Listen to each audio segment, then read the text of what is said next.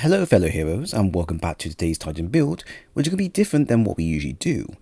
I have a Stasis Titan setup that will not only provide good defense and damage, but also allow you to play aggressively via glaives, and not just one glaive, but any glaive you like. I've been giving them a try out a lot in GMs just to mix things up, but I have found that they are exceptionally really good with shutting down combatants of all types, and their shields aren't half bad either. So here's a video dedicated to glaive users who want to give them a try in endgame but not sure on what the best method is. This is very easy to replicate, and truth be told, you don't need mods to pull this off. But you know what else has made glaives viable for endgame content and beyond? This channel right here. So if you enjoyed the content, then please leave a like, a sub, and turn on your notifications for more content like this in the future, as it would really help out. So to start, we'll be using the Behemoth subclass combined with the Hoarfrost-Z to bring out the best that the subclass can offer. The Hoarfrost ability is simple. It allows you to create a stasis barricade instead of a normal one, while also granting you bonuses in weapon reload speed, stability and range to all. Now, the secondary effects are great and all, but the main purpose of the exotic is to expand around the defensive playstyle the build will offer. Since I want to use this a lot in GMs, I found that pairing this with a glaive of your choice and a strong shield can make you very tanky, as you'll see. So let's start with the basics, which is for aspects, I have Diamond Lance, which will allow me to throw a Ice Lance at targets, which can freeze them on impact. I then have Totanic Harvest, which creates stasis shards from glaciers or frozen combatants that get destroyed. This will give me melee energy back, but also other energy as well when combined with elemental shards. For Fragments, we then have Whispers of Shards, which will boost our grenade regen for a short period. Whispers of Fissures, which will increase the size and damage of our shattered stasis. Whispers of Rime, which will grant us a small amount of overshield from shards collected. Whispers of Chain, which will grant us a 25% damage reduction while near stasis crystals or frozen targets. And lastly, Whisper of Conduction, which allows stasis shards to track us. From here, our stats will be 100 Resilience, 100 Discipline, and 15 Intellect. These are the main 3 key stats you're going to want to focus on, as both Resilience and Discipline will be used constantly, and your super will help when things get chaotic. For mods now, we then have Font of Wisdom for plus 15 Intellect, Elemental Armors for creating elemental wells via weapon kills, Elemental Shards for turning stasis shards into wells, Reactive Pulse for an overshield and ability to produce a small blast that damages anyone near us, and Elemental Charge for turning wells into charged with light. With the following, we are setting ourselves up for close quarter fighting using our glaive, grenades and stasis abilities to the fullest. And this here actually works out really well when encapsulating a group of combatants into one area, and then you can go ham. It's no different than using a guard ability via swords and then closing in, but this version is a lot more safer to use because of how effective it can close the gap without sacrificing ammo. As you'll see, we can pretty much bully a GM unstoppable champion with no damage in return if you play your cards right, and this can be night and day when playing with a group who tends to die a lot. So weapons, we have the following. We have Syncopation 53 with Moving Target and Headstone, and although Moving Target is more of a PvP perk, its effects in PvE are noticeable and helps quite a bit when combined with Headstone.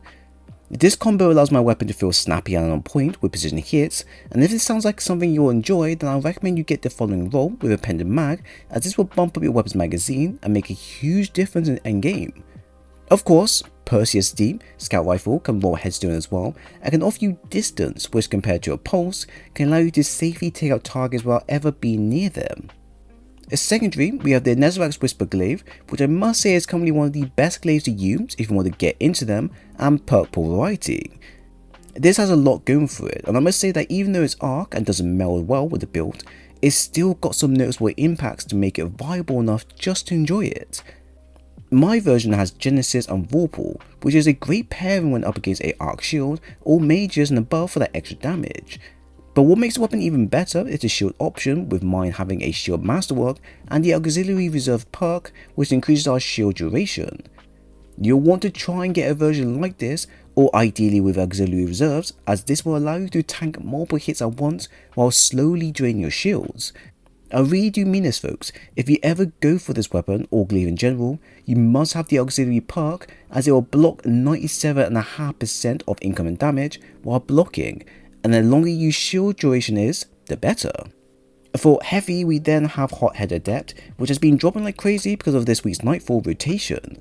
My version has tracking and explosive light, which can be very frightening with how much orbs of power we'll be able to create and use, but at the same time any version from Hothead is fine to use, as its perk pool is pretty good.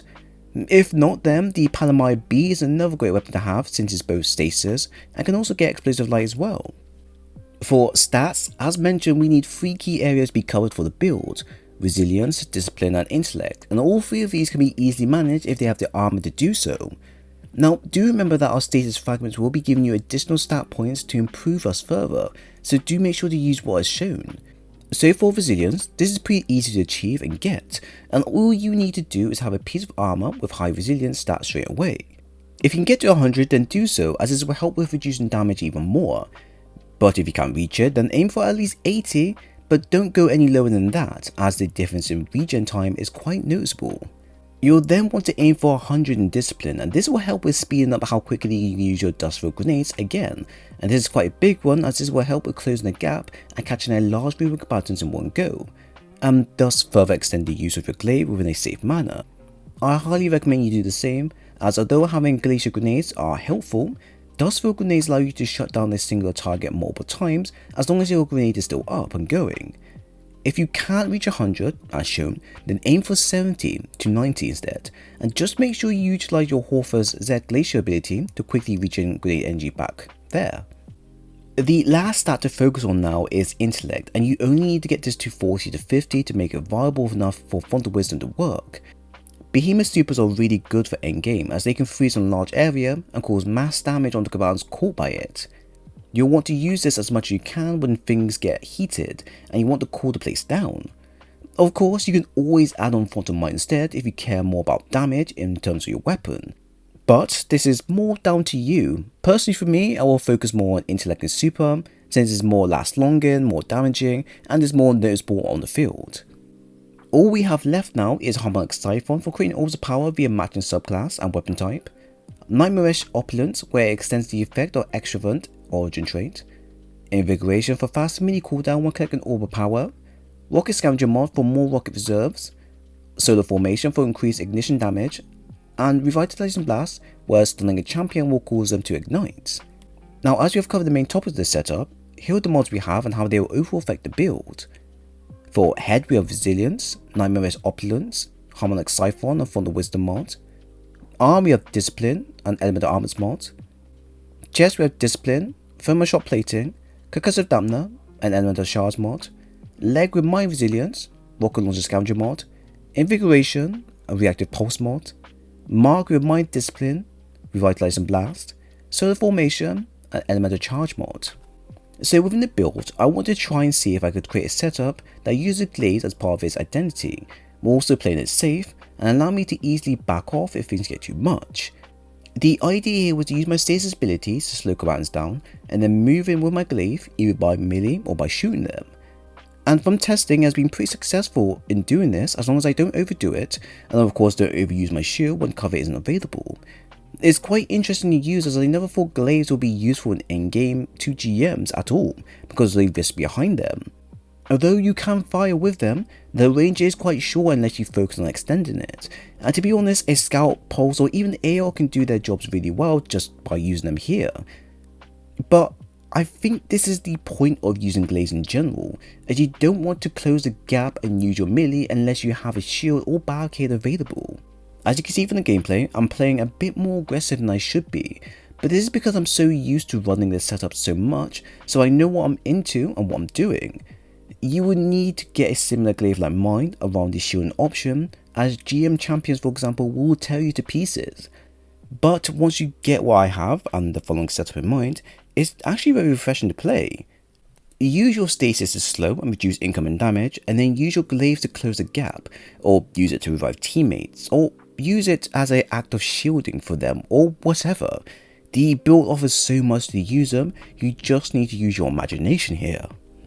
Only downside to this though is that you need to be careful when using the glaive shield, as it gives you 97.5% damage reduction, which is great, but your back is heavily exposed, so all it takes is 2 shots to the back and you're dead. Luckily that won't be the case as we'll be fully protected, but you never know. Destiny is a currently evolving game. So if you enjoyed the video, then please leave a like and a sub, and also follow me on Twitter to keep updated with Destiny content if you do that type of stuff. Link is down below. Once again, thanks for stopping by, stay safe, and I'll see you all in the next one.